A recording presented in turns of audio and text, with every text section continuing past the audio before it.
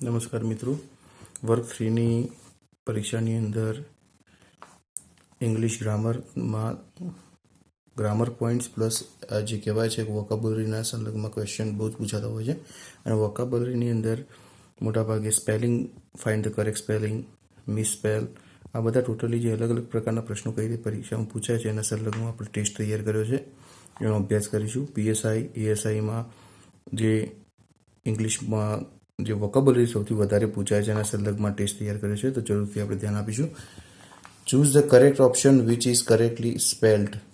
તો અહીંયા choose the correct spell, પહેલાં તો આપણે ક્વેશ્ચન રીડ કરવું પડશે કે શું કહેવા માંગે છે. સાચો સ્પેલિંગ શોધો. Choose correct spelled. સ્પેલિંગ એટલે સ્પેલિંગ. તો ફોનિક્સ છે, ફોનિક્સ છે, ફોનિક્સ છે, ફોનિક્સ છે. તો આમાં સાચો જવાબ આવશે ફોનિક્સ. મોટાભાગે સ્પેલિંગ જો મિસ્ટેક આપણે ફાઇન્ડ કરતા હોય તો એની અંદર આપણે પ્રોનાઉન્સિએશન પર ધ્યાન આપીશું તો જરૂરથી આપણને સાચો જવાબ મળશે. સેકન્ડ સ્પેલિંગ એ જ છે કે find the correct spelling. Successes, successes, success, successes. તો આ બધા જોશો કે ત્રણમાં એ, બી અને ડી છે. એ ત્રણમાં સાચો સ્પેલિંગ સક્સેસ છે. સક્સેસ એટલે સફળતા. પછી ત્રીજો નંબરનો ક્વેશ્ચન આવે છે, એમાં પણ કરેક્ટ સ્પેલિંગ. આમાં કરેક્ટ સ્પેલિંગ નથી પૂછ્યું, પણ એ પૂછ્યું કે misspell. Choose the misspell. Misspell એટલે ખોટો સ્પેલિંગ શોધો. યાદ રાખવાનું, ખોટો સ્પેલિંગ શોધો. ઇન્ટરફરન્સ, એન્કરેજમેન્ટ, લીગલટામેન્ટ એન્ડ ડિસઅપોઇન્ટમેન્ટ. તો અહીંયા એ જે ઈ છે ખોટો આપેલો છે, એટલા માટે સ્પેલિંગ ખોટો છે, એટલે જવાબ આવશે ડી. ડિસઅપોઇન્ટમેન્ટમાં એ આવવો જોઈએ, અહીંયા ઈ કરેલો છે. આમાં પણ ચૂઝ ધ મિસ સ્પેલ, આમાં પણ ખોટો સ્પેલિંગ શોધવાનો છે. અબસ્ટેન સાચો છે, એબસેન્સ સાચો છે મિત્રો, એબેટ સાચો છે, એબહોર આ કોઈ સ્પેલિંગ છે નહીં, એટલે જવાબમાં સી આવશે. આ પણ એના સંલગ્નમાં અલગથી ક્વેશ્ચન પૂછ્યો, સાચો નથી કીધું કે ખોટો સ્પેલિંગ ફાઇન્ડ કરો. Miss spell. સ્લોટર સાચો છે, સ્લેથ સાચો છે, સ્લેઝ સાચો છે. સેપરેટમાં મિત્રો અહીંયા ઈ ના આવે, એ આવે, એટલે અહીંયા ઈ કર્યો છે, એટલે ખોટો સ્પેલિંગ છે, એટલે જવાબ આપણો ડી થશે. ફરીથી 6th ક્વેશ્ચનની અંદર આપણે ક્વેશ્ચન બદલ્યો છે. એમાં લખ્યું કે find the correct spelling. Scholar, scholar, scholar, scholar. સ્કોલરનો સાચો સ્પેલિંગ CHO થી ચાલુ થાય, તો આપણે ડી આપણો સાચો જવાબ છે. મિત્રો, જ્યારે પણ આપણે કરેક્ટ સ્પેલિંગ ફાઇન્ડ કરીએ તો એક વસ્તુ યાદ રાખવાની છે કે જેમાં સ્વર ઉપર ધ્યાન આપવાનું છે. સ્વર પકડીશું તો ક્યારે ખોટો પડશે નહીં. અફવેલ, અફિયેબલ, અફેવલ, અફિયેબલ. તો આમાં સાચો જવાબ એ છે, UPHEAVAL. એના પછી નેક્સ્ટ છે ફાઇન્ડ ધ કરેક્ટ સ્પેલ્ડ.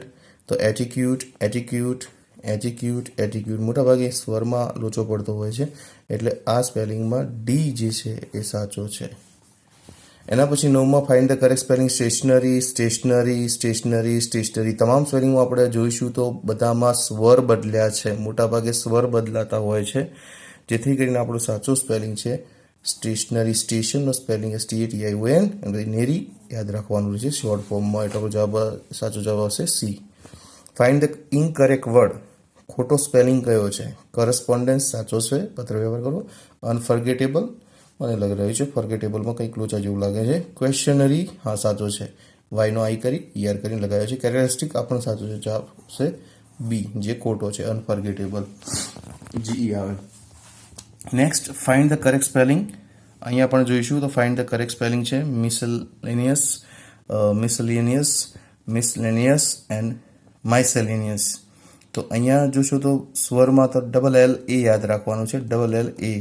તો આપણો સાચો જવાબ થશે મિસલેનિયસ. આવા સ્પેલિંગ આપણે તૈયાર રાખીશું તો ક્યારે પણ ખોટા પડશે નહીં. મોટાભાગે સ્વર બદલાતા હોય છે. 12મા નંબરનો પ્રશ્ન છે find the correct word.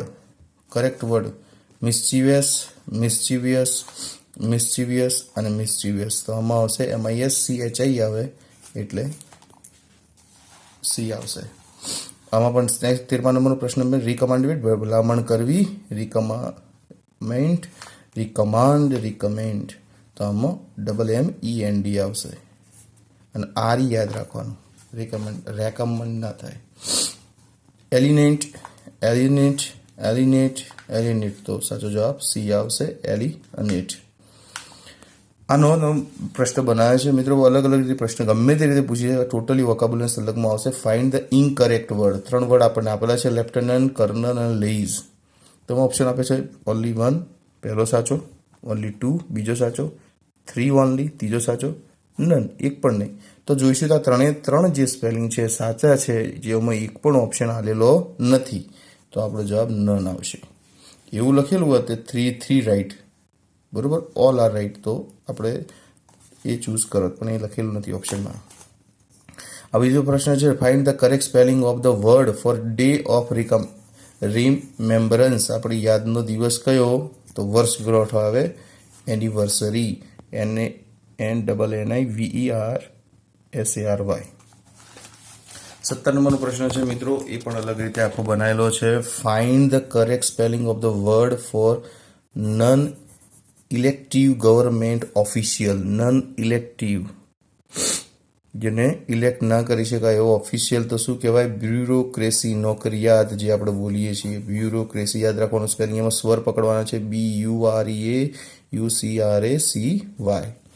Find the correct spelling perseverance. મિત્રો એક વસ્તુ હું તમને પહેલેથી જ કહું છું કે આપણે સ્વર પકડીશું તો સ્પેલિંગ આપણે સચોટતાથી મળી જશે.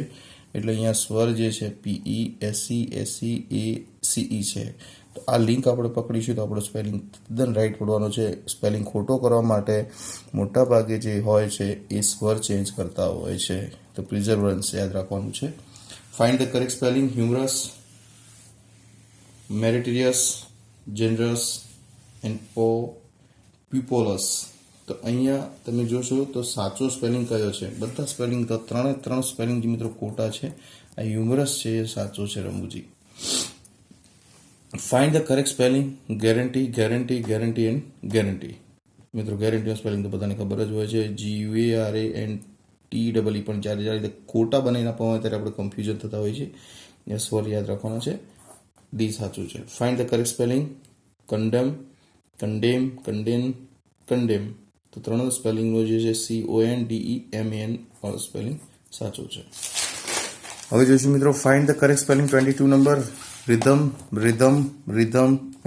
મોટાભાગે રિધમમાં બધા ઈ વાળું પસંદ જ્યાદા કરતા હોય છે, રાઇમિંગ લખતા, પણ એ ખોટો હોય છે. એટલે સાચો જવાબ આવશે આપણો રિધમ, એટલે બી છે એ સાચો જવાબ આવશે. તાલ, જેનું ગુજરાતી થાય. Find the correct spelling ઇમ્બેરેસિંગ.